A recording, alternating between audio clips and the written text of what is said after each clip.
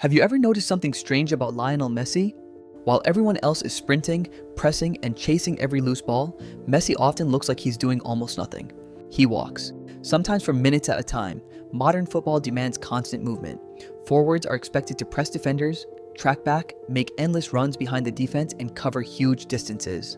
Yet Messi regularly does the exact opposite. To someone watching casually, it can even look like he's disconnected from the match. But here's the strange part. Despite spending most of the game walking, Messi continues to decide football's biggest matches: goals, assists, match-winning passes, moments nobody else sees coming. So the real mystery isn't why Messi walks, it's why walking somehow makes him even more dangerous. Because once you understand what he's actually doing while everyone thinks he's resting, you'll never watch him the same way again. Most players influence a match through activity. The more they run, the more involved they become. Kylian Mbappe constantly attacks space with explosive speed. Erling Haaland keeps defenders occupied with relentless movement inside the penalty area. Even Cristiano Ronaldo, in the later stages of his career, continued making repeated attacking runs whenever the opportunity appeared. Messi operates differently. He doesn't press like younger forwards. He rarely sprints unless he absolutely has to. He often lets teammates chase the ball while he quietly watches from several yards away. To many critics, that's evidence that age has finally caught up with him. But football isn't simply about movement. It's about making the right movement. And that's where Messi changes the entire equation. Watch him carefully during any match, not when he has the ball. Watch him when he doesn't. While thousands of fans focus on the player in possession, Messi is scanning. His head turns constantly. Left, right, forward, back again. He's collecting information every second. He's tracking defenders, watching teammates, measuring distances, predicting where space will exist before anyone else recognizes it. This process happens so quickly that by the time the ball reaches him, the decision has already been made. He isn't thinking after receiving the pass, he's thinking long before it arrives. That's one of the biggest differences between great players and footballing geniuses. Most players react. Messi predicts. Pep Guardiola once explained this better than almost anyone. He said Messi never stops studying the game. Even when he's walking, his eyes are constantly moving. He's building a map inside his head. Every player's position, every passing lane, every defensive weakness. While defenders believe he's uninvolved, Messi's actually processing more information than anyone else on the pitch.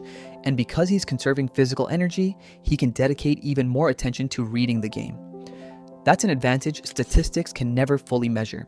There's also another tactical reason behind all this. Defenders are trained to react to movement. When an attacker suddenly sprints, defenders naturally follow. When a striker drifts into dangerous areas, defenders tighten their marking. Movement creates urgency. Walking removes it. When Messi slows down, defenders unconsciously relax. Their attention shifts toward faster runners. They begin watching the ball instead of the man. That tiny lapse is all Messi needs. Not 5 meters, sometimes not even one. Just half a yard, half a second. At the highest level of football, that's enough to decide an entire tournament. Think about how many of Messi's greatest moments begin. He isn't flying past defenders from 40 yards away. He's already standing in the perfect position. The ball reaches him. One touch, one turn, one pass, or one finish. Everything looks effortless. But effortless isn't the same as easy. Those moments are the product of hundreds of tiny decisions made before anyone else realizes danger is coming. This approach becomes even more effective inside a well-built team. Argentina understood something many clubs struggled to accept. You don't need Messi chasing defenders. You need him arriving fresh when the match reaches its decisive moment, so others carried the physical burden. The midfield pressed aggressively, the fullbacks covered enormous distances, the forwards stretched opposing defenses. Every player accepted extra defensive work because they knew what waited at the other end. If Messi could save his energy, Argentina would have the world's greatest decision maker ready whenever the game opened up. It wasn't about giving him special treatment, it was about maximizing the team's greatest weapon. That's why people often misunderstand his walking.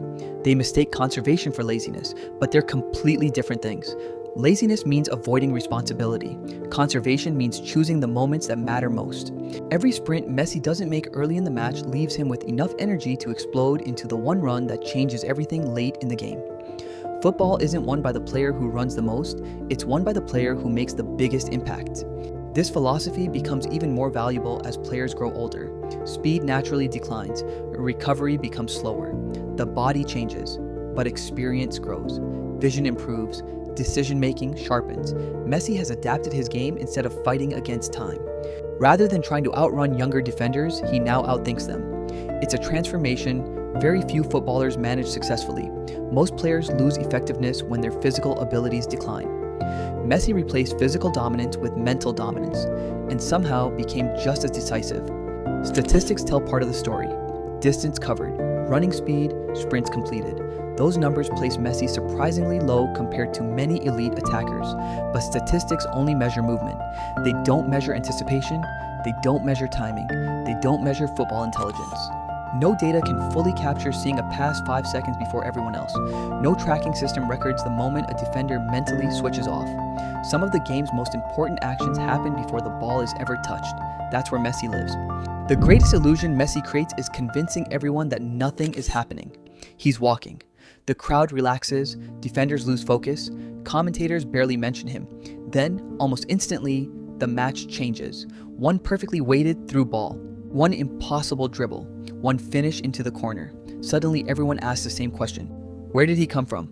The truth is, he was there the entire time, watching, waiting, calculating. Perhaps that's the biggest lesson Messi has taught football. Running harder isn't always the answer. Sometimes seeing better is. At the highest level, intelligence can outperform athleticism. Awareness can defeat speed. Timing can overcome power. Messi's career has become living proof of that idea. His walking isn't the opposite of competing, it's another way of competing. One built on patience instead of urgency, precision instead of chaos, efficiency instead of constant effort. So the next time you see Messi strolling across the pitch while everyone else is sprinting, don't assume he's resting.